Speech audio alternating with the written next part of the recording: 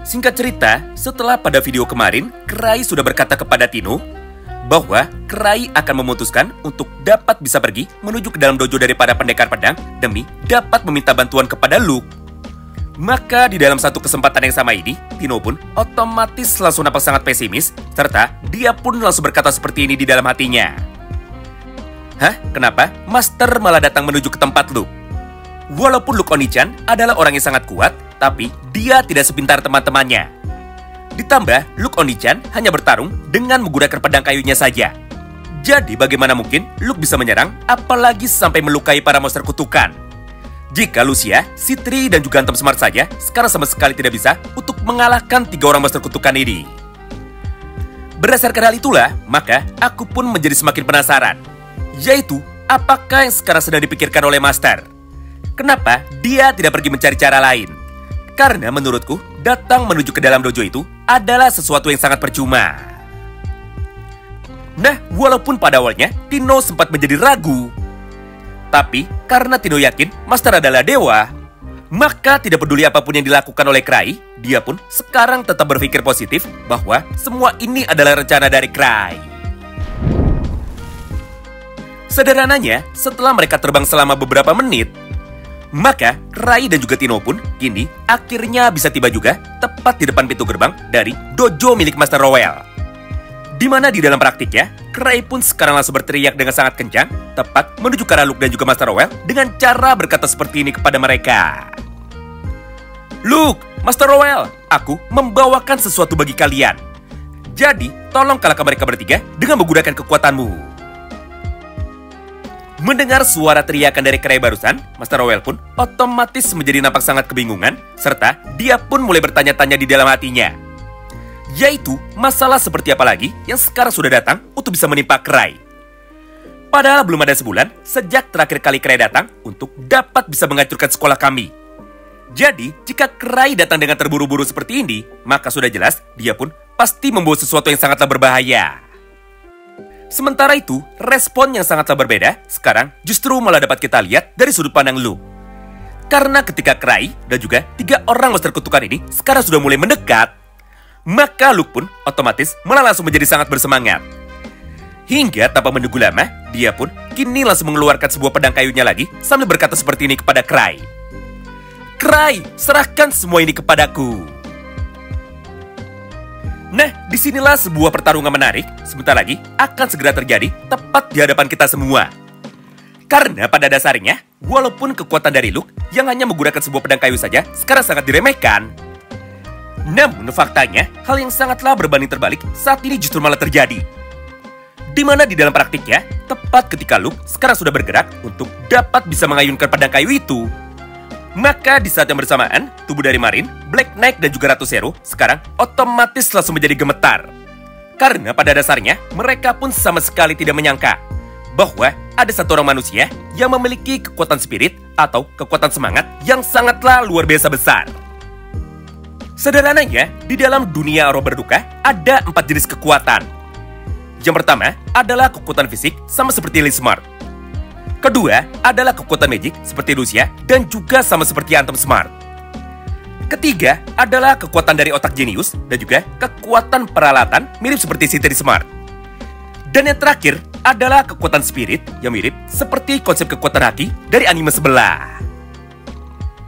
Nah, menarik ya, kekuatan spirit dari Luke ini berbanding terbalik 180 derajat dengan spirit dari Krai. Di satu sisi, Krai adalah orang yang paling malas untuk dapat bisa melakukan apapun. Sedangkan di sisi lainnya, Luke adalah orang yang paling bersemangat dalam mengerjakan apapun. Bahkan sejak mereka masih kecil, Luke lah orang pertama yang selalu memulai pertarungan entah melawan siapapun. Tidak peduli jika lawannya adalah orang yang jauh lebih kuat daripada mereka. Gara-gara itulah, kemampuan aura mirip seperti haki dari Luke otomatis menjadi yang paling besar di antara semua anggota partinya. Sehingga hanya dengan menggunakan kekuatan dari auranya tersebut, 3 orang monster kutukan terkuat saat ini malah menjadi sangat ketakutan.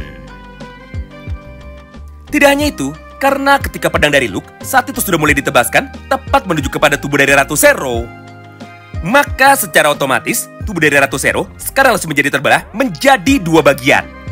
Sampai Ratu Zero pun saat ini menjadi sama sekali tidak bisa bergerak, serta dia pun sama sekali tidak bisa melawan Luke. Menyaksikan semua itu di depan matanya, Cry pun sekarang langsung berkata bahwa itulah kekuatan sejati dari Luke. Karena pada dasarnya, jika Luke sudah yakin, maka dia pun bisa membelah apapun. Entah itu membelah batu, besi, danau, api, udara, bahkan sampai membelah monster kutukan, walaupun hal itu mustahil untuk dilakukan oleh orang lain. Tapi masalahnya, lawan dari Luke sekarang adalah ratu dari para kutukan, sekaligus monster kutukan yang terkuat. Jadi, walaupun tubuhnya sudah berhasil dibelah menjadi dua, namun Zero pun sekarang masih bisa bangun lagi setelah dia mengumpulkan sisa tenaganya. Lalu sambil berteriak menuju ke arah Luke, Zero pun saat ini langsung berkata, "Sialan, dasar manusia rendahan. Akibat tadi aku sudah meremehkanmu, maka aku pun bisa menjadi lengah. Tidak kusangka ada manusia sekuat dirimu yang dapat membelah tubuh dari para kutukan hanya dengan menggunakan pedang kayu saja. Jadi mulai dari sekarang, aku pun tidak akan lengah lagi. Serta kaulah orang pertama yang akan aku habisi.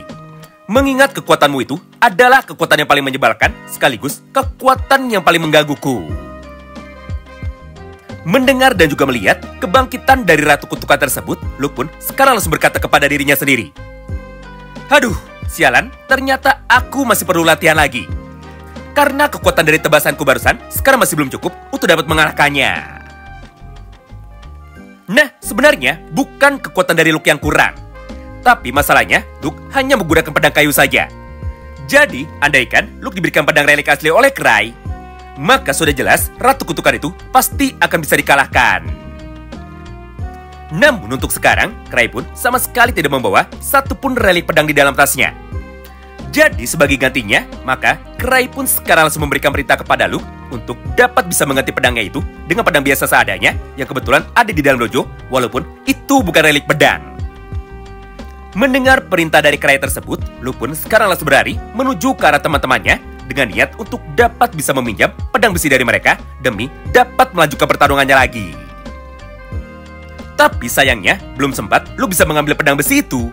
Maka di saat yang bersamaan, Ratu Kutukan pun sekarang langsung menggunakan kekuatan sihirnya lagi untuk dapat bisa mengurung Luke dengan menggunakan penjara besi yang terbuat dari tombak kegelapan. Sehingga pada halaman ini, maka kita pun bisa menyaksikan sama-sama bahwa tubuh dari Luke sekarang menjadi tidak bisa bergerak karena sudah dikurung di dalam penjara kutukan tersebut. Tapi sepertinya Luke pun sama sekali tidak menyerah. Karena di dalam praktiknya, Luke pun segera mencoba untuk dapat bisa membaca penjara itu dengan menggunakan kedua tangannya. Walaupun tangannya saat ini menjadi terbakar dan juga menjadi berdarah akibat memegang besi itu dari penjara kutukan milik Ratu Zero. Melihat hal itu di depan matanya, Ratu Zero pun sekarang menjadi semakin emosi. Karena walaupun tubuh dari Luke sudah dipenjara, namun Luke pun sama sekali tidak mau menyerah. Berdasarkan hal itulah, maka masih pada satu kesempatan yang sama, Ratu Zero pun sekarang segera menutup atap dari penjara itu dengan menggunakan tombak kutukannya lagi yang dibuat atau disusun mirip seperti papan. Sehingga meskipun saat ini Luke masih bisa memanjatnya, namun dia pun tidak akan pernah bisa keluar. Sementara itu, pedang besi sebelumnya yang kebetulan ingin diambil oleh Luke, ternyata itu adalah pedang kutukan Crimson Sword, bukan hanya sekedar pedang besi biasa saja. Jadi gara-gara itu, Ratu Kutukan pun saat ini langsung mengambil pedang kutukan itu. Serta tanpa menunggu lama, dia pun langsung memberikannya menuju kepada Black Knight. Dengan niat untuk dapat memberikan Black Knight senjata, supaya dirinya bisa bertarung di garis depan, bukan hanya diam saja. Karena pada dasarnya, pedang asli dan juga tameng dari Black Knight sekarang semuanya sudah dihancurkan akibat bertarung melawan Atom Smart pada volume yang ke-8-nya kemarin. Nah, di momen inilah Ratu Kutukan pun sekarang langsung berkata kepada Luke lagi, "Oi, manusia sialan, akan aku pastikan bahwa dirimu tidak akan pernah bisa menggunakan pedang lagi. Tapi karena tujuanku sekarang adalah untuk bisa mengalahkan Cry, maka untuk sementara aku akan mengurungmu di sini." Sementara itu, respon yang sangatlah berbeda sekarang justru dapat kita lihat dari sudut pandang Cry. Di mana setelah dirinya sekarang melihat bahwa Luke sudah berhasil dikalahkan, maka Cry pun saat ini langsung berkata kepada Tino, "Yah, aku sudah tahu sih, Luke tentu saja tidak akan bisa menang jika harus bertarung dengan menggunakan pedang kayu. Tapi setidaknya, dia pun sudah bisa mengulur waktu lebih lama daripada Lucia, Citri, dan juga Anthem Smart. Dengan begini, maka aku pun jadi memiliki sedikit waktu untuk dapat bisa memikirkan cara selanjutnya, yaitu antara pergi menuju ke tempat dari Elismart atau pergi menuju ke tempat dari Elizabeth. Tapi masalahnya, Elizabeth adalah tukang nyasar. Jadi setelah kemarin kami sudah berhasil mengeluarkan Elizabeth, maka kami pun tidak bisa menemukan lagi di manakah keberadaan dari Elizabeth selanjutnya. Sedangkan di sisi lainnya, aku juga tidak tahu Elismart sekarang ada di mana. Jadi dengan begitu, maka pilihanku sekarang menjadi terbatas. Karena aku tidak tahu harus pergi kemana lagi untuk dapat bisa menghindari serangan dari 3 orang monster kutukan itu. Nah, di saat Cry sedang berpikir seperti itu dan juga sedang bertanya seperti itu menuju kepada dirinya sendiri, maka dari arah belakangnya, Ratu Kutukan Zero, Marine dan juga Black Knight sekarang menjadi semakin emosi. Sampai mereka pun kini akhirnya seketika langsung bergerak lagi untuk dapat bisa mengejar Cry dengan niat untuk bisa menangkapnya. Menyaksikan semua hal itu di depan matanya, Cry pun awalnya sempat berniat untuk dapat bisa membuang relik Hermit Ring-nya itu. Karena menurut Cry, Hermit Ring adalah sumber masalah utamanya. Karena hanya dengan memakainya saja, maka semua monster kutukan justru malah menjadi tertarik kepadanya. Sekaligus, para monster kutukan pun sekarang jadi tahu di manakah keberadaan dari Cry. Lagi pula, relik ini sekarang sama sekali tidak berguna karena mananya kebetulan sudah habis. Jadi gara-gara itu, Cry pun tidak bisa menggunakan kekuatan asli dari relik Hermit Ring. Namun, di saat dirinya baru saja mau melemparkan relik itu menuju ke tengah kota untuk dapat bisa membuangnya, maka jiwa pahlawan dari Cry sekarang otomatis langsung keluar. Di mana menurut Cry, jika dirinya malah melemparkan relik itu menuju ke tengah kota, maka secara otomatis ibu kota dari negara Zebrunia justru malah akan menjadi hancur karena diserang oleh monster kutukan lainnya. Sedangkan jika relik itu masih dipegang oleh Cry, maka dia pun sangat yakin sekali bahwa Cry masih bisa mengulur waktu dengan cara terbang berputar-putar di dalam ibu kota negara ini sambil memikirkan rencana yang lainnya. Gara-gara pemikiran seperti itulah, maka Cry pun sekarang tidak jadi membuang relik kutukannya itu. Serta dia pun sekarang juga memutuskan untuk tetap bisa memakainya, walaupun relik itu sekarang sudah habis mananya, serta walaupun Cry harus menjadi korban akibat dikejar oleh para monster kutukan. Menarik ya, di saat Cry sedang berkata seperti ini kepada dirinya sendiri, maka dari arah sampingnya, Tino pun sekarang langsung berkata seperti ini kepada Cry. Master, maafkan jika aku lancang, tapi aku memiliki sebuah rencana baru yang mungkin sekarang bisa kita lakukan. Ingat kan, kita memiliki relik kotak harta karun, yaitu relik mimik. Kemarin, ketika aku dimakan oleh monster mimik itu, maka aku pun bisa melihat bahwa ada kota yang sangat besar di dalam relik mimik itu, mirip seperti dimensi lain atau mirip seperti Pocket Dimension. Yang artinya, jika kita bisa mengurung monster relik kutukan itu tepat di dalam relik harta karun mimik, maka secara otomatis kita pun jadi bisa mengalahkannya tanpa perlu bertarung sama sekali. Mendengar semua rencana dari Tino itu, Cry pun akhirnya langsung menjadi tersenyum sambil memuji pemikiran Tino. Karena menurut Cry, rencana dari Tino barusan adalah sebuah rencana yang sangat jenius. Jadi berdasarkan hal itu, maka tanpa menunggu lama, Cry dan juga Tino sekarang akhirnya langsung memerintahkan karpet terbangnya itu untuk dapat segera pergi menuju ke dalam markas dari klan mereka. Dengan niat untuk bisa mengurung monster Ratu Kutukan itu tepat di dalam perut dari relik monster mimik. Nah, mulai dari sinilah, scene pun otomatis langsung berpindah tepat menuju ke dalam sudut pandang dari Franz.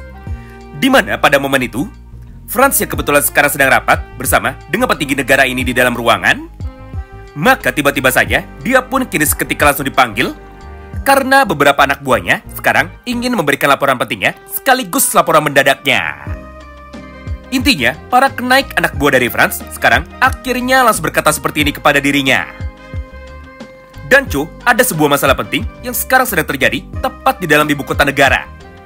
Mengingat untuk saat ini, Cry nampak sedang terbang berkeliling ibu kota negara sambil menaiki relik karpet terbang miliknya. Lalu di belakang Cry, terlihat juga 3 orang monster kutukan yang sekarang sedang mencoba untuk dapat bisa menangkapnya dan juga mencoba untuk bisa mengejarnya, tidak peduli kemanapun sekarang Cry pergi. Gara-gara itulah, beberapa bangunan penting yang sebenarnya baru saja selesai kita perbaiki, akhirnya kini seketika langsung rusak lagi. Yang pertama adalah gereja suci. Yang kedua adalah sekolah dari para penyihir. Dan yang ketiga adalah dojo dari para pendekar pedang. Mendengar semua informasi baru tersebut dari anak buahnya, Franz pun sekarang langsung menepuk jidatnya lagi sambil berkata seperti ini kepada mereka. Hah? Apa maksud dari kata-katamu? Dan juga, apakah aku sekarang tidak salah dengar? Wow, menarik banget ya. Nah, video bagian yang ke-6-nya besok adalah video bagian terakhir dari jalannya pertarungan penentuan antara Krai melawan relik monster Ratu Kutukan, Marine dan juga Black Knight. Di mana di dalam praktiknya, salah satu bocoran cerita menarik yang akan muncul di dalam ceritanya besok adalah seperti ini. Yaitu Marine dan juga Black Knight nanti akan segera memutuskan untuk dapat bisa berpindah kubu. Alias, Marine dan juga Black Knight akan membelot kepada ratu dari para kutukan. Jadi berdasarkan hal itu, jalannya pertarungan yang sebenarnya antara kutukan melawan kutukan baru akan terjadi besok. Ditambah, akan ada satu buah plot twist tentang bagaimana caranya untuk dapat bisa mengalahkan ratu kutukan. Nah, tentunya setelah pertarungan melawan Zero sudah selesai, maka Krai pun nantinya akan segera pergi dari ibu kota negara menuju ke dalam gudang harta karun level 10 yang ada di dalam negara Yggdra. Jadi pastikanlah untuk bisa simak sama-sama seperti apa jalan ceritanya nanti.